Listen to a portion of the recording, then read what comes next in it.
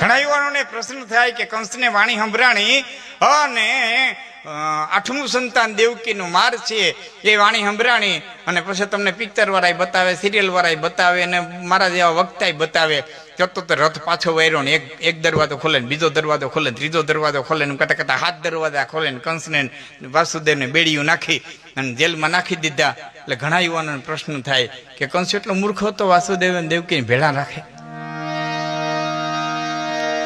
આપે જ કીધું તો મને આ પ્રશ્ન થાય.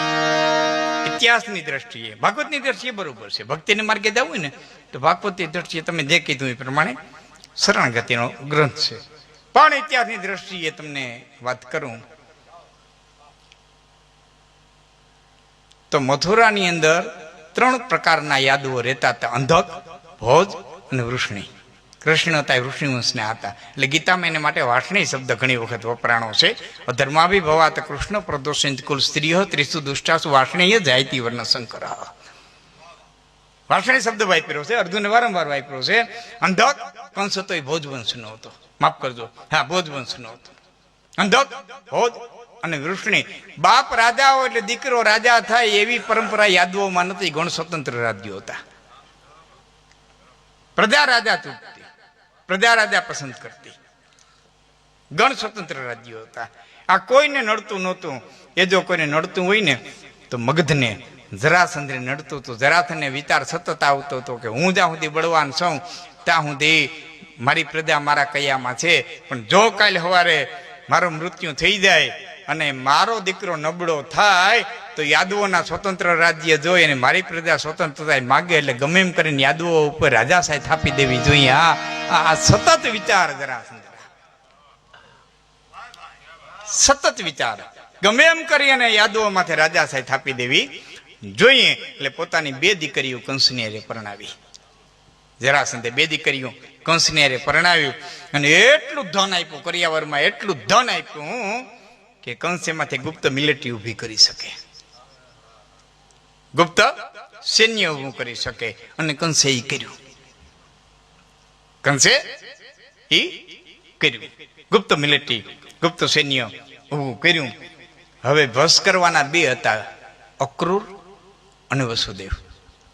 એના રાજાઓ હતા, મથુરા નીચે નહોતા. કંસને ખબર હતી અક્રૂર લોભી છે ને અક્રૂરનો લોભ સૈંતક મણીની ચોરી વખતે સતો થયો છે. તેમના પાસે સમય નથી લાંબો, નથી તો બધું તમને કહી દે. કોક દી ભાગવત સપ્તાહ કરવા બેસ્યું તે દિવસ બધા મારે ખુલાસા કરે. પણ મારે કહેવાનો અર્થ એ છે કે અક્રૂર લોભી હતા. એ કંસને ખબર હતી કે અક્રૂર ધનથી વશ થઈ શકશે, વસુદેવ ધનથી વશ ન થાય. માટે વસુદેવને માનસિક રીતે ભાંગી નાખો ને તો જ વસુદેવ વશ થાય. એટલે પોતાની હગી બેન હતી એ અક્રૂરની હારે પરણાવ્યા અને કાકરા દેવકની દીકરી દેવકી એ વસુદેવની હારે પરણાવ્યા. અને પછી દેવકીને મારે મૂકવા જવા છે એમ કરી અને પોતે રથ હાલતો કર્યો. પછી આકાશવાણી સંભળાવી, દેવકીને મારવા ગયો. આ બધી ઘટના છે. વસુદેવે કીધું તારે 8મા સંતાનથી બીક છે ને? કે હા, કે હું તને સંતાન આપી દઈ.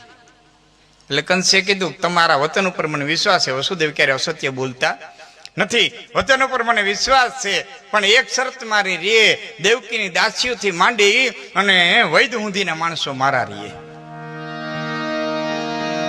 વસુદેવ એગ્રી થયા. એને એના રાજની માલિકો મોકલી દીધા. દેવકીને ઓધાન રે ત્યાંથી કંસને સમાચાર મળે તે વૈદ જ્યાં સુધી ડિલિવરી કરાવી જાય ત્યાં સુધીને સમાચાર મળે. એ બેના બેટા ને બેહી નાપ ને બેહી જાવ ને બેહી. હું સાહેબને મારે જવાબ દેવો છે ને એટલે પછી હું મજા આવે. 1-2 પ્રસંગ માતાજીનો એકાદો પ્રસંગ આપણે ભાવ લઈ બહેનોને મજા આવશે. અને પછી મને કહી દો ભાઈ કેટલા ના ના છે જ બેઠા છે. પણ ડોક્ટર છે, સાહેબનો પ્રશ્ન છે અને ઘણું બધું આમાં મારે આપણે ને આમ તો આ બધું રેકોર્ડિંગ થાય ને ભવિષ્યમાં બધા પ્રશ્નો ઉપસ્થિત થાય. સંસ્કૃતના વિદ્વાનોએ એના અર્થો કર્યા છે, આપણે બહુ જાણતા નથી. પણ ભાગવતના 10મા સ્કંધની અંદર લખ્યું છે પથિગ્રહેણ આભાસમ, કંસને આભાસ થયો એવું લખ્યું છે. આકાશવાણી શબ્દ લખ્યો નથી.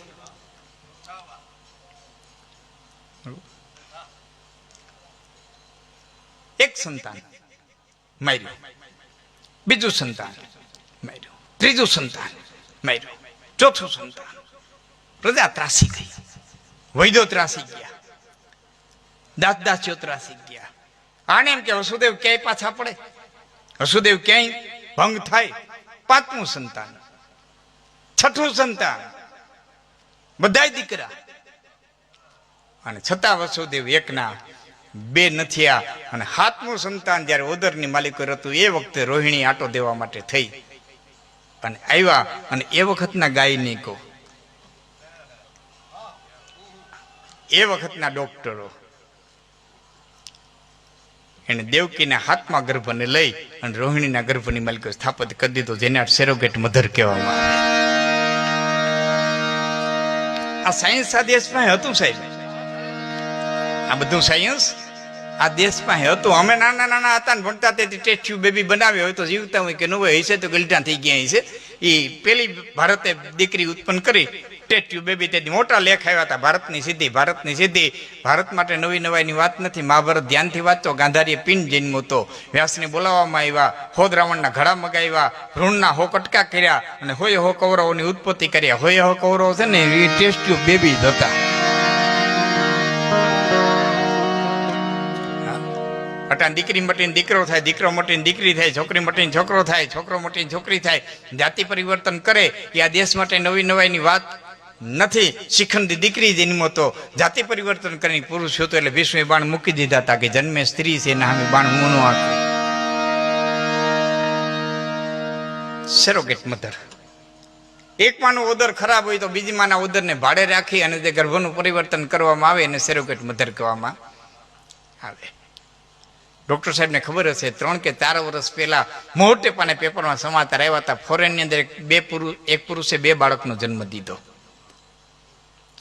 ફોરેનમાં એક પુરુષે 2 બાળકનો જન્મ દીધો. વિજ્ઞાનની સિદ્ધિ કરીને લખવામાં આવ્યું. તો આ દેશ માટે બહુ સિદ્ધિની વાત નથી. ભાગવત ધ્યાનથી વાંચો. રાજા માંધાતા બાપના પેટમાંથી જન્મ, જમણું પડખું ચીરીને એનો જન્મ કરવામાં આવ્યો હતો.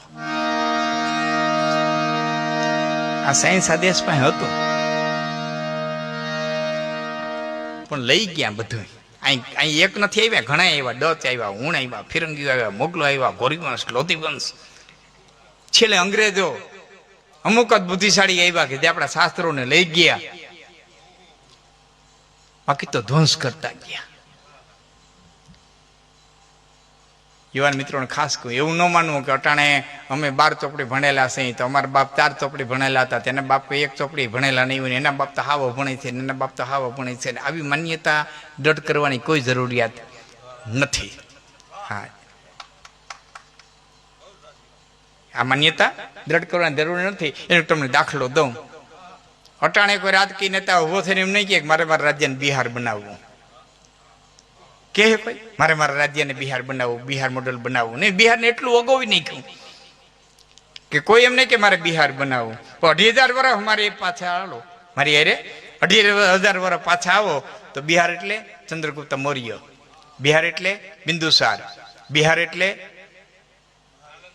નાલંદા વિદ્યાપીઠ, બિહાર એટલે સમ્રાટ અશોક, બિહાર એટલે ચાણક્ય, બિહાર એટલે ભગવાન બુદ્ધ, બિહાર એટલે મહાવીર સ્વામી. અને એના સાધુએ એટલો વિહાર કર્યો, એટલો વિહાર કર્યો, એટલો વિહાર કર્યો કે આખા પ્રદેશનું નામ જ વિહાર પડી ગયું. બિહાર, બિહાર, બિહાર, બિહાર, બિહાર.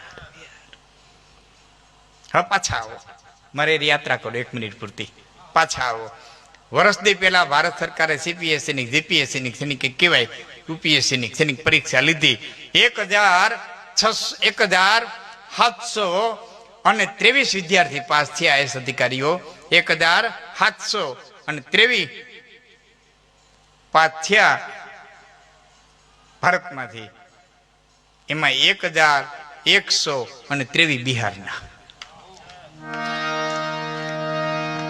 600 અન્ય રાજ્યના, 600 અન્ય રાજ્યના. ગુજરાતનો એક પણ નહીં. નૈકરા માવા ખાધા, મોટરસાયકલ ફેરવા, સભાઈઓ ગજવ્યો.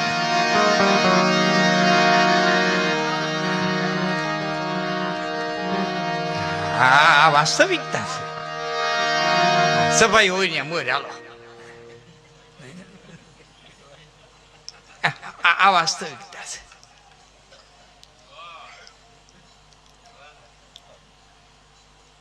તો આ દેશ હાથમાં ગર્ભ રોહિણી દીને ગર્ભની અંદર રોપી અને જાહેર કરી દેવામાં આવ્યું, જેને અટાણની ભાષામાં આપણે મિસ ડિલિવરી કહીએ, જે તે ગામડાની ભાષામાં આપણે કહવા કહીએ કે જે કંઈ એને નામ દેતા હોય તે દેવકીને બાળક જન્મ્યું નથી અને કંસે સ્વીકારી લીધું. 8મું બાળક ઓદરની માલિકો રહ્યું ત્યારે મથુરામાં જબરજસ્ત સભા ભરી કંસે ઉભા થઈને કીધું કે હાથમાં બાળકને ગુમ કરી દીધું છે એવો મને પાકી શંકા છે. કારણ કે મારા વૈદ્યો, મારા ડોક્ટરો, મારા નોકર ચાકરો એમ તમામ કહેતા હતા કે દેવકીની તબિયત સંપૂર્ણપણે સ્વચ્છ હતી, અને છતાં એમ કીધું કે બાળક નથી દઈનું, તો હાથમાં બાળકને વસુદેવે ગમે ગુમ કરી દીધું છે. એટલે મથુરાવાસીઓને વિનંતી કરું છું કે વસુદેવનું જે 8મું બાળક જન્મે એ મારા કેદખાનામાં જન્મવું જોઈએ, મારી નજર સામે જન્મવું જોઈએ. અને એ પછી વસુદેવને દેવકીને કેદની માલિકો પૂર્યા હતા. ત્યાં સુધી વસુદેવને દેવકીને કેદમાં પૂર્યા. આપણા પ્રશ્નો